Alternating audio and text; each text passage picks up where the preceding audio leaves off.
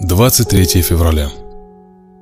В 2 часа ночи все населенные пункты Чечено-Ингушетии оцеплены войсками. Выставлены засады и дозоры для недопущения выхода местного населения из зоны оцепления. Отключены все радиотрансляционные станции и телефонная связь. В 5 часов утра мужчин созывают на сходы, якобы на торжественный митинг в честь Дня Красной Армии. Собравшихся тут же окружают пулеметчики в полной боевой готовности и объявляют им решение вождя СССР Сталина о вечной депортации в степи Средней Азии. В это время в двери домов уже стучались опергруппы НКВД, выгоняя из них женщин, детей, немощных. Людей буквально излавливали прямо на местах. Люди ничего не знали о судьбе своих родственников, оказавшихся в ту ночь в другом селе, вплоть до прибытия в Казахстан. Во второй половине дня 23 февраля почти во всех районах Чечено-Ингушетии выпал обильный снег, в связи с чем создавались затруднения в перевозке людей до пунктов погрузки, особенно в горных районах. Это обстоятельство стало роковым для нескольких тысяч человек, которые будут названы нетранспортабельными. Чтобы не нарушать сроки погрузки в эшелоны, сотрудники НКВД умертвляли людей прямо на местах, расстреливали, топили в озерах, сжигали заживо. Таких страшных мест в одной только горной части Ингушетии несколько. В мечети селения Цори заживо сгорели около 50 человек, в Течахке 80 человек. Сожжены люди в школе-интернате селения Хамхи. В Чечне сожжены, по разным данным, около 700 человек в селении Хайбах. Древние башни в Ингушетии взрываются зачастую вместе с жильцами. Так в башенном поселении Кях, как и во многих других, не оставили ни одну целую башню.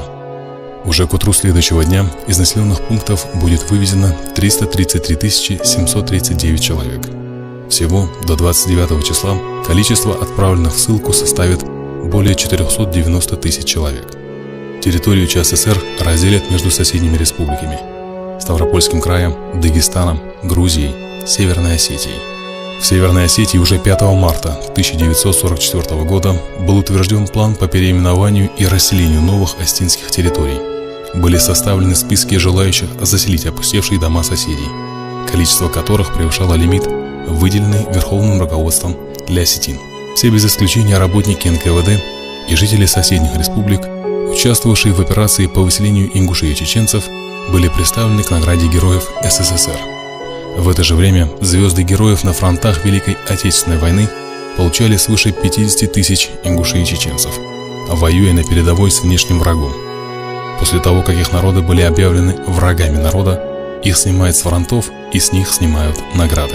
Многие из них получили заслуженные медали только после развала СССР, в отличие от воинов НКВД, выселявших их матерей, жен, детей, родителей из их же домов.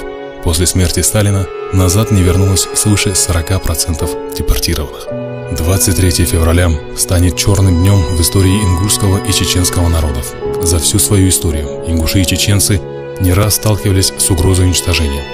Во многом превосходящие их силы ставили их на грань существования. Но никогда прежде эти народы не сталкивались с такими подлыми методами. Советское руководство совершило акт вероломства и чудовищной жестокости, ничем не уступавшей в цинизме гитлеровскому фашизму.